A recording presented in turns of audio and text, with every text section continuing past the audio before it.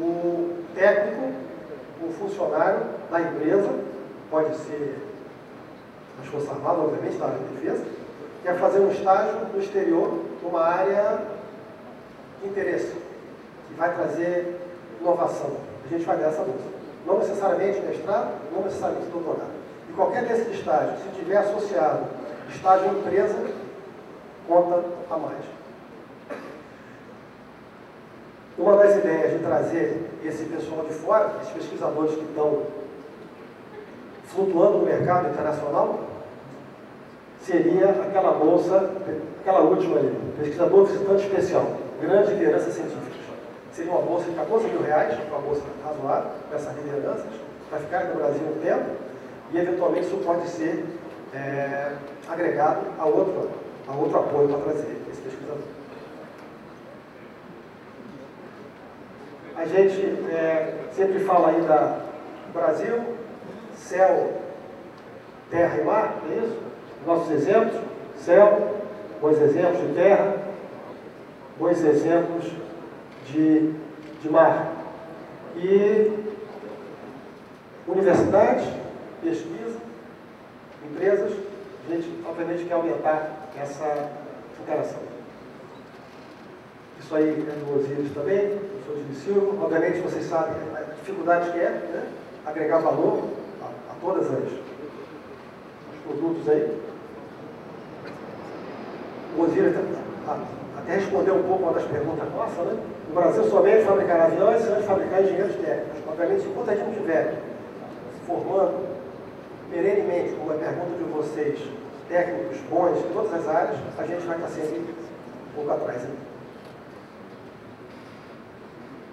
Vou passar aqui rápido. Um dos problemas nossos, isso é de outra apresentação também lá da Embraer, que eu achei interessante, apenas 1/3 das empresas nacionais são inovadoras. Todo o desafio nosso é esse, tem sido, junto com todas as entidades de inovação, acredito que talvez aconteça um pouco menos, mas acontece também na área de vocês, é como incentivar a inovação. Eu vou passar rápido aqui. É interessante que isso aqui, suecos, por exemplo, né, da gripe, da Boeing, tem estado lá com a gente sempre aqui, propondo parcerias, e tem que ter muito cuidado, obviamente, como selecionar isso, mas porque se a gente der o respaldo, seria um respaldo para os centros de pesquisa brasileiros. Aí, vou passar isso aqui. Isso aqui é uma foto interessante, que eu já usei outro dia, não sei se vocês já viram. Candidatos entram em universidade para fazer exames de seleção para o doutorado na Universidade de Wuhan, da China. Eu acredito que, por mais que talvez nenhuma gente aqui tenha participado de uma seleção dessa natureza. E é com eles que a gente. E eles são nossos competidores. Então a gente tem que ter muita imaginação para conseguir passar isso aí. Obviamente, nossos desafios, né? Brasil. Indo ao final já, o meu tempo já está passando. Isso aqui é mostrando que a produção nossa está muito boa de artigo científico. O Brasil é aquele verde lá, o mundo é o azul. Mas se a gente compara com a China, obviamente, aí já muda de ordem. A nossa turma hoje seria essa aí. Na América Latina, a gente está muito bem. Os problemas patentes, talvez. Aí eu vou finalizar talvez com esse slide. Mestres e doutores titulados, 39 mil mestres por ano e 11 mil doutores por ano. Tem gente que diz, poxa, tá bom já. Por que não parar de dar bolsa para mestre e doutor? Só para comparar, número de portadores de títulos por 1.000 habitantes. Suíça, 23. Brasil, 1.4 ainda. Os países desenvolvidos estão muito na frente. Alemanha, 15. A gente está com todo esse esforço que a gente tem feito, 1.4 por 1.000 habitantes. E outro problema, vamos dizer assim, não é bem um problema, mas é uma característica nossa, tem muito mais gente formando em ciências humanas nos últimos 10 anos do que em exatas engenharias. Então, a gente tem que repensar um pouco esse incentivo. Então, aí, por exemplo, 6% só dos engenheiros, 6% dos formandos são engenheiros. Na Coreia, 35%. Então, a gente já está importando, né? Engenheiros indianos, chineses. E aqui interessante, é da CAPES, que é interessante também, eu vi que não tinha ninguém da CAPES falando.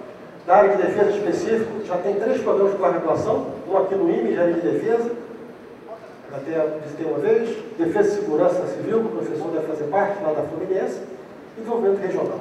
Quer dizer, com certeza tem espaço para a criação de alguns programas a mais específicos de defesa. Eu tenho certeza que a CAPES vai ser bem receptiva.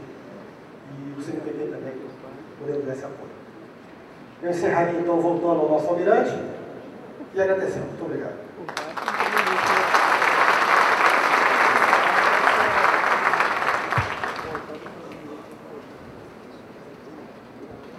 Passo a palavra agora ao senhor Márcio Guerra Amorim, gerente executivo adjunto da Unidade de Estudos e Perspectivas do Sistema Indústria.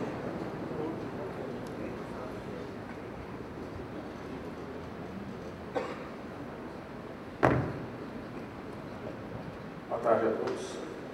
Cumprimentar o professor Eurico, através do qual eu cumprimento todos os integrantes da mesa.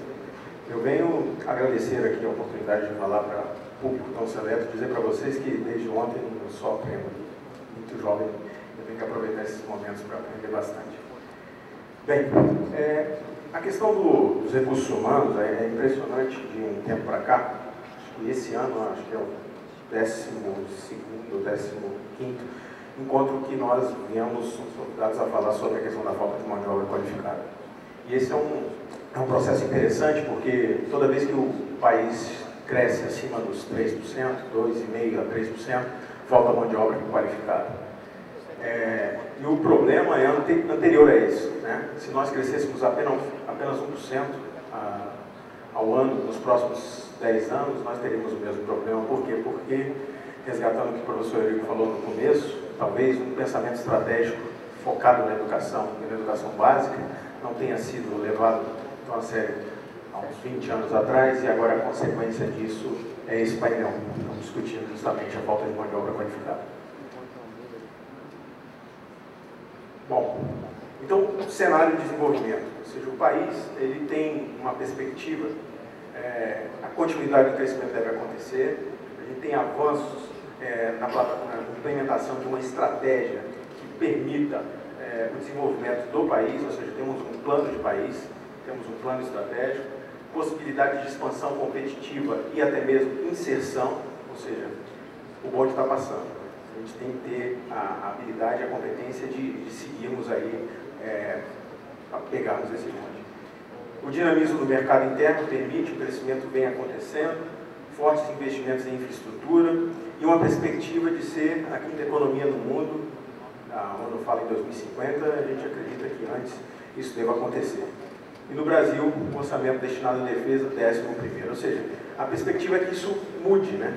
Que o investimento na defesa, considerados suas peculiaridades e os detalhes que estão implícitos a esse número, ele tenha que acompanhar essa expansão do crescimento econômico, do crescimento do PIB. Bom, aqui já foi dito, né, a indústria da defesa, alto valor agregado, baixa escala da produção, longo prazo para maturação e desenvolvimento de pesquisa. Esses são alguns entraves e desafios que são colocados para nós nesse processo. Né? E compor, e aí o ponto começa a tocar a questão dos recursos humanos, ou seja, compor e manter quadros de especialistas, desenvolvedores, envolve custos muito elevados. Então é preciso considerar isso aí nesse processo. Agora, é preciso dizer o seguinte, que essa questão da falta de mão de obra qualificada na indústria da defesa não é um problema peculiar, né? A gente tem, toda vez que cresce acima de 2,5%, o jornal, o tema que mais aparece nos cadernos é a falta de mão de obra qualificada. Então, a pesquisa realizada por nós, pela CNI, identifica que 70% das empresas industriais reclamam de falta de mão de obra qualificada. É preciso compreender um pouco mais o que é essa falta de mão de obra qualificada. Porque, além do crescimento um pouco mais acelerado, não estamos crescendo igual a China, mas existe muitos desencontros no mercado de trabalho. Tá? E isso tem que ser considerado. Muitas vezes você tem um contingente de profissionais formados, mas que não encontram emprego, ou seja, existe um descasamento entre a oferta e a demanda por mão de obra. E aí a gente vê que a realidade da indústria é de que 82% das empresas dizem que a falta é de profissionais de nível técnico e 94% falam que faltam trabalhadores da produção. O ensino superior também é um desafio, mas essas duas áreas são mais críticas para a indústria brasileira. E a gente tem que considerar isso, e esse é o que nós, do Sistema Indústria, enquanto Senai, instituição responsável pela formação profissional, estamos perseguindo e ampliando o número de vagas aí substancialmente, juntamente com o governo federal.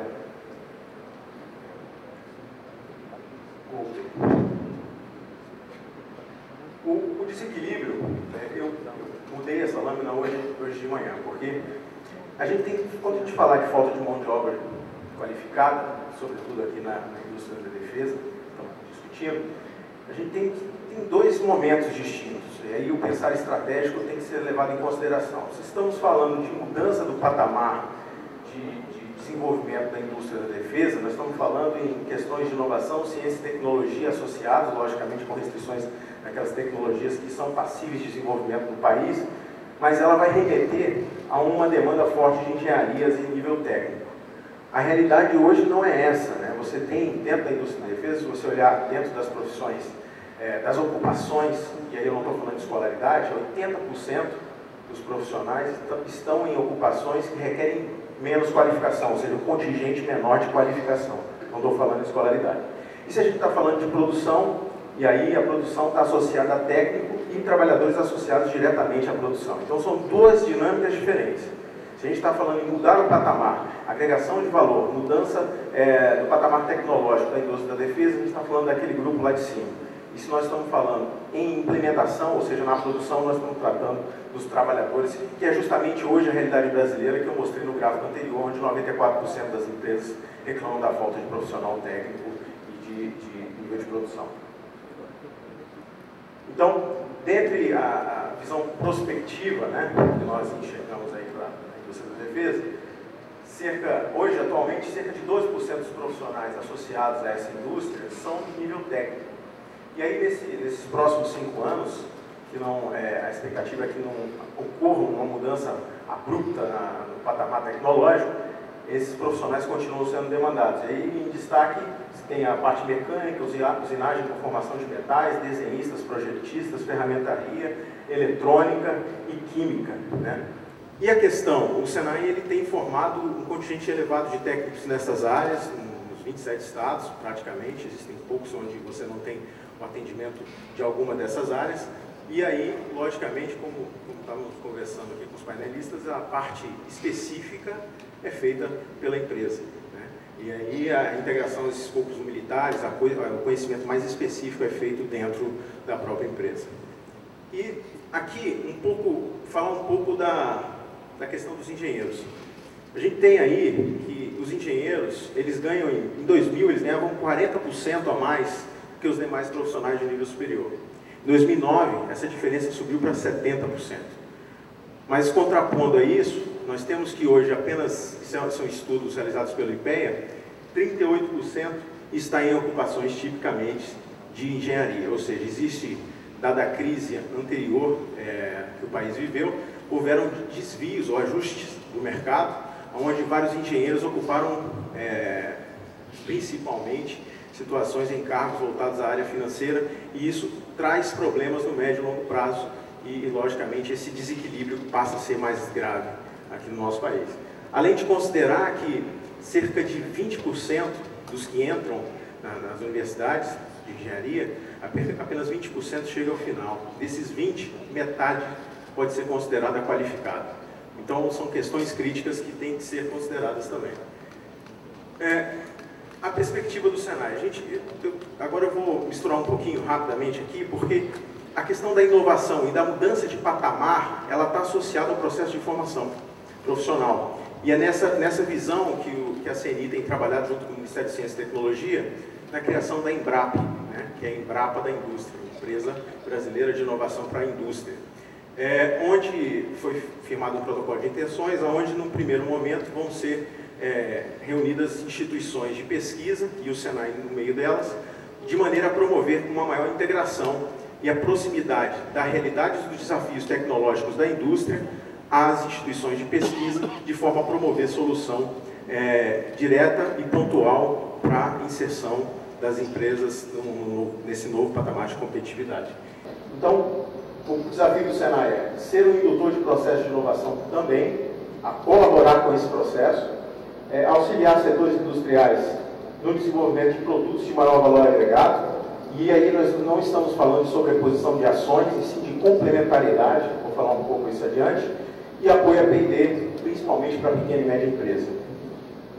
E nesse contexto, né, a ideia é criar alguns institutos, são cerca de 20 institutos Senai de inovação, onde eles atuarão em áreas específicas de conhecimento, de forma a apoiar projetos, e aí é um exemplo de como poderia ser funcional, seria institutos de inovação atuando no segmento de polímeros, química e eletroeletrônica, e os projetos, que é o conceito que nós estamos trabalhando bastante, que o processo de inovação não pode ser verticalizado. Ele é colaborativo e envolve diversas áreas de conhecimento. Então a ideia é que esses institutos atuem em torno de projetos. Esses projetos estão sendo discutidos, sistemas de financiamento pelo governo e também parte do aporte pelo sistema de indústria e também parte pelas empresas, de forma a promover soluções para esses desafios tecnológicos. E isso, casado com o ambiente de formação profissional, garante ou facilita o processo de adequação dos perfis. Essa é uma preocupação. À medida que se avança nas questões tecnológicas, no patamar de desenvolvimento tecnológico do país, você também tem questões que podem ser adequadas aos perfis profissionais. Então, especialização em áreas de conhecimento transversais, não são em setores, e sim em áreas transversais, de projetos que vão ser consolidados. Orientados a serviços avançados e complementares, focado na formação avançada de pessoal e colaborativa de forma complementar, focado no processo dos desafios, e atendimento nacional, redes de inovação, interligados à rede de inovação, juntamente com os institutos de pesquisa que já existem no país. E aí a ideia é atuar como elo entre as universidades, centros de pesquisa, centros internacionais e instituições setoriais, tendo como foco o desafio tecnológico e também a difusão, e aí no caso da indústria, a gente fez essa leitura de que esses institutos podem, no caso da indústria da defesa, facilitar a difusão do emprego dual das tecnologias de defesa, ou seja, disseminar esse avanço tecnológico nos diferentes setores, a partir de projetos específicos. E aí, os desafios, já finalizando, né, você tem desafios para essa falta de mão de obra. Você tem a questão do desequilíbrio entre a oferta e a demanda, isso é latente. Você tem um contingente grande de jovens, onde estão em situação de desemprego elevado, bem acima da média. Nós temos aí uma questão que é muito preocupante, é a cultura bacharelesca, ou seja, existe a baixa atratividade de profissões industriais, e logicamente em diversos outros campos, que não conseguem atrair jovens. Isso é um ponto que tem que ser trabalhado. A baixa qualidade da educação é o plano de fundo de toda a nossa discussão, isso aí é 20 anos atrás, tá? Tudo isso é consequência desse processo de deterioramento da qualidade, e estamos melhorando, mas a melhora só se dá em 20 anos, né? Desde que sejamos bastante eficientes. E a outra questão é a assimetria. A assimetria está associada à cultura bacharelesca. Então, veja que tem uma série de profissões aí em diversos setores, onde você tem um contingente de vagas sendo aberto bastante significativo. No entanto, o sonho do jovem é trabalhar debaixo do ar-condicionado olhando para um Apple, né?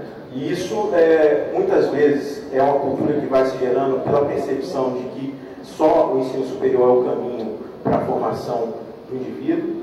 E, além disso, a falta de informação. Então, assim, das questões que a gente pode deixar aqui é que essa falta de mão de obra qualificada, sobretudo que nós estamos discutindo na indústria da defesa, também tem que se tratar a questão da assimetria de informação. É preciso que a sociedade saiba o quão é estratégico a questão da indústria da defesa. E quais são os caminhos e as possibilidades que o jovem pode trilhar ingressando nessa indústria, seja por meio de uma profissão de nível mais básico, mas enxergando até onde ele possa chegar. Então, esse é um desafio que não é só da indústria de defesa, são diversos setores que têm passado por essa questão, e isso não se resume a uma ação isolada de uma instituição de formação profissional. Isso envolve setores, envolve governo, e que precisa ser tratada com urgência para que nós possamos minimizar e otimizar o processo de atratividade de algumas profissões. Então, como tratar esses desafios? Intensificar a capacitação dos trabalhadores nas empresas, isso já é uma tendência que vem acontecendo, ou seja, o Senai tem atuado fora das suas unidades, ou seja, atendendo de forma flexível. Integração com o seguro-desemprego, apesar desse público ser bastante difícil de se trabalhar, pois tem baixa escolaridade e um nível de acesso à tecnologia bastante difícil, mas existe um nicho aí que pode ser trabalhado. Intensificação de ações que despertam interesse dos jovens. A gente tem trabalhado também com alguns fóruns setoriais no sentido de disseminar e mostrar para a sociedade que determinadas profissões, embora a sociedade tenha a percepção que não tenha conteúdo tecnológico, sim tem, e tem uma importância estratégica para o país. Isso tem que ser trabalhado de forma intensiva. E investimento efetivo na qualidade da educação básica. Então, só para falar um pouquinho do Senai, a última lâmina, maior rede privada de educação profissional e serviços técnicos e tecnológicos, 28 setores ou áreas de atuação, 797 unidades operacionais nos 27 estados. Em 2010 fechamos com 2,3 milhões de matrículas nos diversos níveis, tanto no nível de qualificação básica, técnica e nível técnico, e algumas ações do nível tecnológico. E até 2014, o compromisso, firmamos aí um pacto com o governo, que até 2014 vamos dobrar essa capacidade de atendimento. Ou seja, uma das formas de trabalhar a questão da falta de mão de obra qualificada é aumentando a oferta. Não tem outro caminho. E era isso.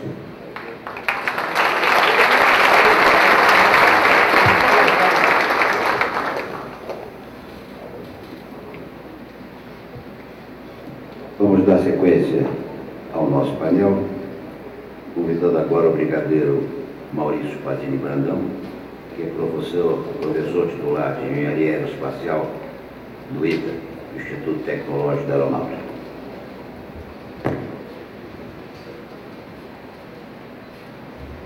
Senhoras e senhores, muito boa tarde.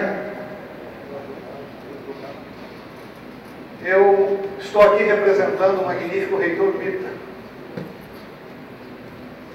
O convite é para falar sobre recursos humanos para a indústria de defesa, mas aproveitando um elo com a palestra do engenheiro Walter Bartels e do engenheiro Anastácio Catzano no painel anterior, e dispondo aqui a escala de maturidade tecnológica, conhecida em inglês como Technology Readiness List, é impossível nós falarmos de indústria se nós não fizermos o elo com o que vem antes. Portanto, a minha pretensão aqui é fazer uma apresentação um pouco mais geral, linkando uma coisa à outra. E eu fui orientado para ser bastante objetivo. Eu tenho 3 perguntas e eu vou tentar dar 3 respostas, focando em quais são os desafios e quais são possíveis soluções. Primeiro, perenidade de ciência e tecnologia. Neste quadro, vocês veem a fotografia do Prandtl, um cientista alemão, que é considerado por nós o pai da aerodinâmica. Ele deu luz acadêmica ao von Karman, que é um cientista de origem austro-húngara, que fez a carreira nos Estados Unidos, e que é o pai da aerodinâmica de alta velocidade. A este homem nós devemos o fato de estarmos voando supersonicamente hoje. E von Karman deu luz acadêmica a Sears, que é um dos pais da aerodinâmica não estacionária, que garante, entre outras coisas, que as nossas aeronaves e espaçonaves possam voar hoje, enfrentando uma atmosfera turbulenta, vibrando e não quebrando. Estou colocando esse slide aqui para dizer, essencialmente, o seguinte. transferência, manutenção de conhecimento, de tecnologia, é feito essencialmente por seres humanos. E seres humanos que estão em contato há muito tempo. Portanto, qualquer processo de aquisição, qualquer processo de contato de curto prazo, esqueçam que não favorece a transmissão de tecnologia, a formação e manutenção de conhecimento. Com isso posto e fazendo uma reflexão sobre a primeira pergunta, primeiro a gente observa que é uma falta da mentalidade de defesa e segurança na nossa sociedade. Isso já foi dito aqui. Eu pego um exemplo recente. O que levaria jovens privilegiados em inteligência e educação na maior universidade ao sul do Equador a não quererem a presença da Polícia Militar no seu campus, alegando que isso afetaria a criatividade, a liberdade do raciocínio, o desenvolvimento de nossos conceitos? Isso está literalmente, frontalmente errado. Eu confronto isso com a experiência que eu tive na Universidade de Stanford, onde eu lá vivi por 4 anos, onde a presença da polícia era muito ostensiva, e eu convivia no campus com nada menos, nada mais, naquele momento, com 9 prêmios Nobel. Portanto, nós temos que combater essa falta de mentalidade. A Estratégia Nacional de Defesa é recente. Ela precisa ser mais divulgada. Ela carece de ser levada a públicos maiores, de forma que a sociedade brasileira perceba a necessidade de defesa e segurança como algo primordial no nosso desenvolvimento. Também observamos uma relutância política em abraçar, apoiar fortemente grandes programas de interesse de segurança nacional. Temos uma educação nacional fraca quando é voltada para a ciência, tecnologia e inovação.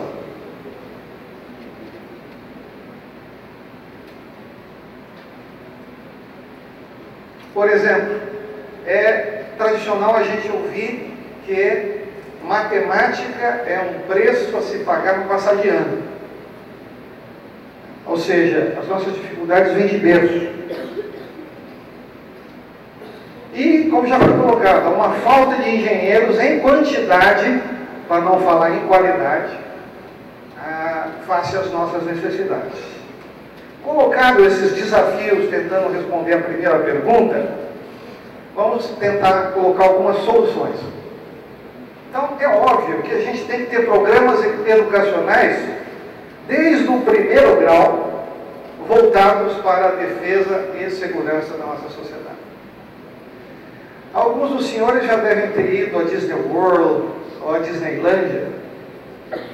Se não perceberam, em cada brinquedinho lá tem uma propaganda subliminar, patriótica, onde aparece uma bandeira, um hino, um valor cultural, histórico daquela sociedade.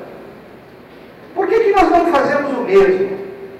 Por que os nossos filmes não apresentam os nossos melhores valores? Nosso problema vem de berço. Precisamos discutir a Estratégia Nacional de Defesa além de fórum como esse. Nós precisamos montar cartilhas, cartoons, de forma que as nossas crianças saibam, desde a mais tenra idade, o que significa segurança e defesa.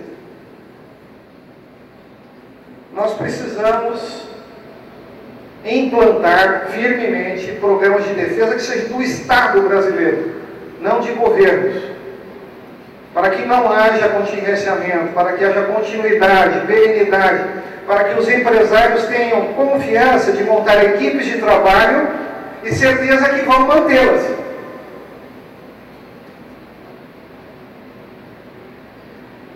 Nós precisamos ter programas de educação em todos os graus, com ênfase nas matemáticas, nas ciências, no empreendedorismo e na responsabilidade social. A ISO 26000 foi lançada há cerca de 1 ano. Quantos dessa plateia já ouviram falar da ISO 26000? Poucos braços se levantaram. Procurem conhecê-la. Nós precisamos educar os nossos cidadãos à luz desta norma. Precisamos aumentar o número de escolas e de vagas para a engenharia. É sabido que existiam até alguns anos atrás vagas ociosas. Mas nós precisamos discutir a quantidade, a qualidade dessas vagas.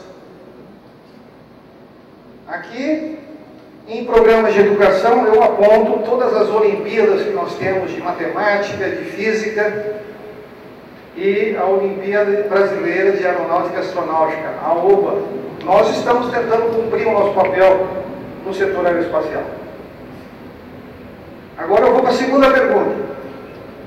O atual sistema, ele é bom? Ele merece reparo? Eu peço perdão por usar a engenharia como exemplo, mas não sou eu que estou falando, os números diferem um pouco. A foto mostrada dos candidatos a doutorado na China é uma evidência disso. A China está crescendo essencialmente por quê? Para não falar na quantidade, só em percentual, eles formam mais engenheiros do que nós. E os engenheiros são educados, a princípio, para construir e para resolver problemas. Se nós não temos engenheiros em número suficiente, nós vamos ter dificuldades para construir e resolver problemas. Desafios. O nosso perfil de formação hoje é voltado para a produção. Ou seja, a maioria das indústrias está no Brasil para explorar mão de obra barata para a produção. Há uma grande invasão de engenheiros. Os números diferem, mas de 80% a 90% dos alunos de engenharia não se formam. Nós precisamos enfrentar esse problema. A falta de atração e retenção de talentos na pós-graduação. Pós-graduação hoje, sinceramente falando, é um lugar que atrai alguns poucos aficionados, doidos por ciência, mas a maioria daqueles engenheiros que não conseguiram, por exemplo, se colocar no mercado de trabalho. Falta de maior diálogo entre a defesa, a academia e a indústria. O diálogo existe, instrumentos estão sendo criados, mas ele ainda não é suficiente. E a falta de centros de P&D nas indústrias. Ou seja, as indústrias nacionais, elas não têm a cultura de internalizar, manter, criar, inovar e empreender. Soluções para isso? Nós temos que incentivar as escolas na formação de engenheiros de concepção e de desenvolvimento. É isso que vai gerar inovação e empreendedorismo.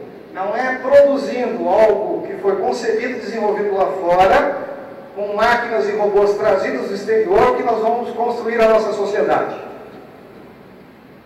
Nós precisamos modernizar o nosso ensino de engenharia. Eu sou professor do ITA, mas também fui professor de engenharia em outras escolas. Em outras escolas eu vi laboratórios com uma bancada em que o professor fazia o experimento e 30, 40 alunos viam o experimento ser feito. Nós precisamos ter uma escola em que os alunos enfrentam o laboratório individualmente. Nós precisamos ter dissertações e teses com caráter menos acadêmico e mais industrial.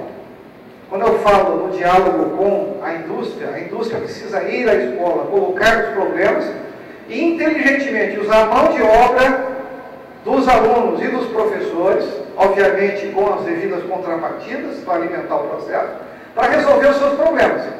A indústria vai lá, identifica um talento e contrata. Quer coisa melhor do que isso? O modelo europeu, ele fala de militares colocando seus requisitos, suas especificações, cientistas e professores desenvolvendo soluções para isso, e a indústria produzindo. Nós precisamos ter isso de caráter permanente. Não é um comitê que se reúne de 3 em 3 meses para discutir isso. Nós precisamos ter pessoas pensando nisso o tempo todo e reunir fóruns para aprofundar os conhecimentos.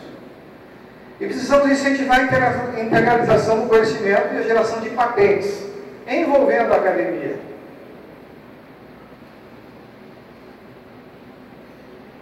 Finalmente, a terceira pergunta. Como é que a indústria pode se beneficiar daquilo que está acontecendo? Nessa foto eu coloco a primeira turma de engenharia aeroespacial do ITA, que vai se formar no ano que vem. Quem está ajoelhado, que tem bom joelho, que tem menos de 25 anos de idade, é a primeira turma. São apenas 10 alunos. 5 serão militares e 5 serão civis. Os militares já têm emprego assegurado. Estou preocupado com os civis.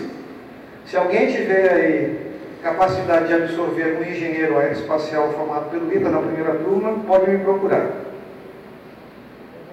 Os desafios. Pouco diálogo, na minha opinião, entre a indústria, os institutos de P&D e a academia.